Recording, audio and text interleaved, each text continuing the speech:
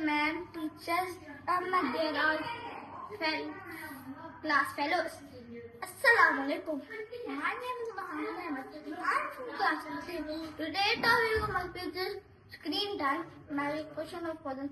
Screen time is time spent using the device such as computer, television, or game consoles.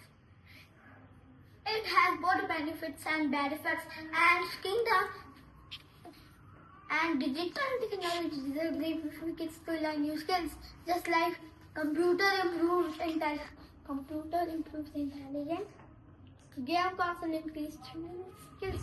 But children more on screen time, health problems, just like eye problems, sleep problems. It causes less friendship between parents and children.